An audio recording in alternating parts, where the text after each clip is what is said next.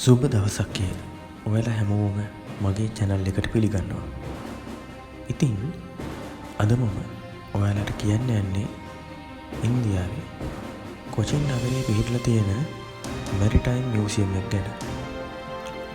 මේක පිහිටලා තියෙන්නේ ඉන්දියාවේ කේරළ ප්‍රාන්තයේ ෆෝර්ට් කොචින් නගරයේ ඉන්දියානු නාවික හමුදා අවි ආයුධ පාසල INS ද්‍රෝණාචාර්ය කියන ස්ථානයට යාබදව. දෙවන ලෝක යුද්ධ සමයේ අවි ආයුධ ගබඩා දෙකක් ප්‍රතිනිර්මාණය මගින් තමයි මම කෞතුකාගාරය හදලා තියෙන්නේ. කෞතුකාගාරය හදලා තියෙන්නේ 2001 වර්ෂයේ. මේ අරමුණ තමයි ඉන්දියානු නාවික ඉතිහාසය ප්‍රදර්ශනය කිරීම. එක බංකයකින් කේරළ ඉතිහාසයත් අනිත් බංකයකින් ඉන්දියානු නාවික හමුදාවේ විකාශනයත් ඉදිරිපත් කරනවා. කෞතුකාගාරයේදී ඉතිහාසය ඔබ හමුවේ හෙළිදරව් වන්නේ ආකෘති, කෞතුක වස්තු හෝ නාවික චාරිත්‍රානුකූල සංකේත සහ ඇඳුම් වලින් පමණක් නොවේ. චිත්‍ර සහ බිතුසිතුවම්ද ප්‍රදර්ශනය විස්තීර්ණ සහ ඉහළ තොරතුරු සහිත ඉදිරිපත් කිරීමකට දායක වනවා. කෞතුකාගාරයේ ප්‍රදර්ශනය කර ඇති ආකෘති සහ පින්තූර ඉන්දු නිම්න ශිෂ්ටාචාරයේ සිට ඉන්දියාවේ සමුද්‍ර ඉතිහාසය සොයා ගැනීමට උපකාරී වෙනවා. ආවරණය කරන ලද මාතෘකා අතර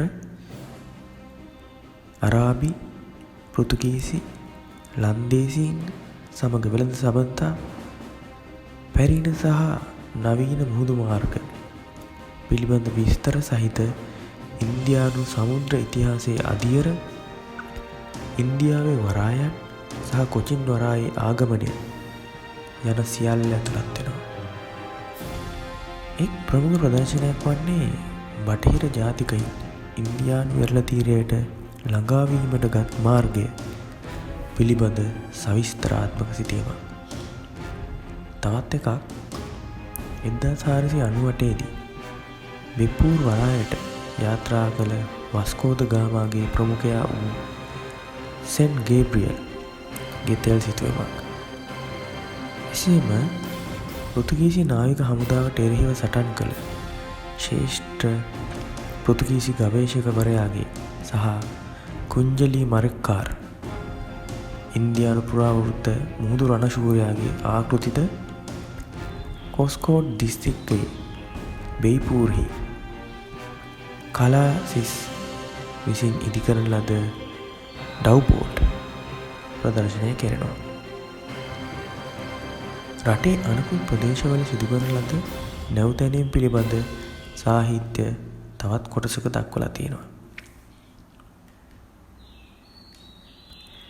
ඉන්දියානු නාවික හමුදාවේ පරිණාමය, වර්ධනය සහ සොයා ගැනීමද කෞතුකාගාරයේ කාලානුක්‍රමික විස්තර කරලා තියෙනවා. ඉන්දියානු නාවික හමුදාවට 1612 දක්වා දියන ඉතිහාසයක් ඇති අතර එය ඉන්දියානු මැරීන් බලකාය සූරත්හි පිහිටුවන විට දැක ගන්නට ලැබී ඇත.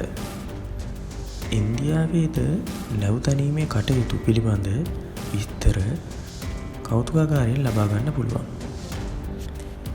ඉන්දියානුවන් විසින් වෙරළ තීරයේ නැංගුරම් ලෑමට බල කෙරුණු ඇල්බිකර්කිව් නම් පෘතුගීසි යුද නෞකාවේ ජීවිත ආරක්ෂක යාත්‍රාව කෞතුකාගාරයේදී හමු වූ විට ඉන්දියානුවන්ට ගෝලී විමුක්තිය සහ ඒ ආශ්‍රිත අරගලයන් සිහිපත් වනු ඇත.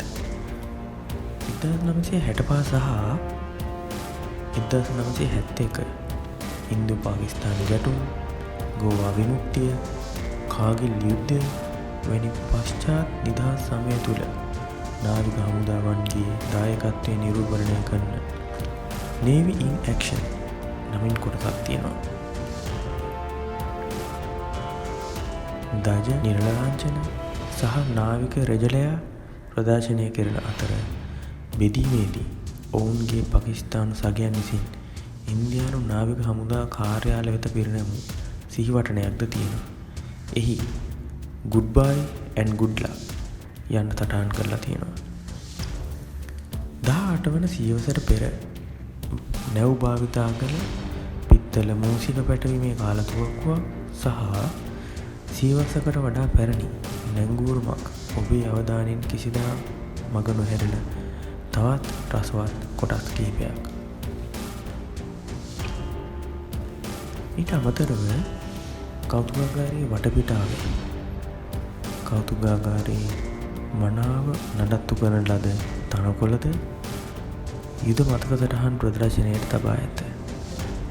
ඒවාට දැවැන්ද මිසයිල, රේඩාර්, මුදු බෝම්බ, වෙනත් බෝම්බ, යුද නැව්වල භාවිතා කරන තුවක්කු යනාදී ඇතුළත් වෙනවා. බ්‍රිතාන්‍යයන් විසින් භාවිතා කරන ලද යුද නැව් සහ ගුවන් යානා නාශක තුවක්කුවල ආකෘතිද ප්‍රදර්ශනය කරන්න තියෙනවා. ටෝපිඩෝ, රොකට් ලෝන්චර් සහ බිම් බෝම්බ එමෙන්ම මයින් සීපර් නැව් කෞතුකාගාරයේ අවට තැන්වල ස්ථානගත කරලා තියෙනවා. ඉන්දියාවට යන්න පුළුවන් වුණොත් අනිවාර්යයෙන්ම මෙවැනි විශාල දැනුම් සම්භාරයක් සහිත මෙම කෞතුකාගාරය නැරඹීමට ඔබ යා යුතුමයි. ඉතින් තවත් දැනුම සමග ඉදිරියේදී අලුත් වීඩියෝකින් හමු වෙමු. ඔබ සැමට වාසනාවන්ත දිනයක් වේවා.